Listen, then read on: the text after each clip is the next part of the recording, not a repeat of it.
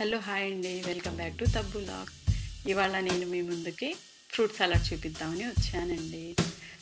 First ఒక half litre పాలని stove మీద పెట్టేయండి. బాగా మరగాలి పాలు. బాయిల్ అయిన తర్వాత కొన్ని చల్ల పాలు తీసుకొని దాంట్లో ఒక 4 స్పూన్స్ కస్టర్డ్ పౌడర్ మనకి ఏ బేకరీ షాప్లో అయినా దొరుకుద్దండి.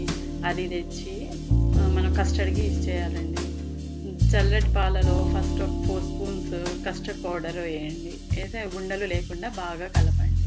కలిపిన తర్వాత మనం బాయిల్ అవ్వడానికి పెట్టాము కదండి, ఆ పాలలో ఈ కస్టర్డ్ పౌడర్ కలిపిన పాలని వేసి ఉండలు లేకుండా బాగా కలపండి. కలిపిన తర్వాత కొంచెం చిక్కబడుతుంది. అది చిక్కబడిన వెంటనే దాంట్లో ఒక 250 గ్రామ్స్ షుగర్ వేసేయండి. నేను పక్కా కొలతలతో చెప్తున్నానండి. కరెక్ట్గా అక్కడ అలాగే కలపండి. మనకి ఎక్కువ కస్టర్డ్ పౌడర్ వేసినాను గట్టిగా వచ్చి టేస్ట్ బాగుండదండి. అందుకు హాఫ్ లీటర్కి ఒక 4 స్పూన్స్ వేయండి చాలు. అది వేసి బాగా కలిపిన తర్వాత మనం కస్టర్డ్ పౌడర్ వేయగానే చిక్కబడుతుందండి. కింద మాడకుండా జాగ్రత్తగా కలపండి. వెంటనే సిమ్లో పెట్టి మనకు ఫ్లేమ్ని సిమ్ మీద పెట్టేసి ఫాస్ట్గా కలపండి. అప్పుడు ఉండలేమి కట్టదు. బాగా కొంచెం చిక్కగా అయిన తర్వాత ఆఫ్ చేసేయండి. అంతేనండి, మనం కస్టర్డ్ ప్రిపేర్ చేసుకోవడం చాలా ఈజీ. మనం అది ఆఫ్ చేసిన ఒక 5 మినిట్స్ తర్వాత దాంట్లో కొంచెం వెనిలా ఎసెన్స్ కలపండి.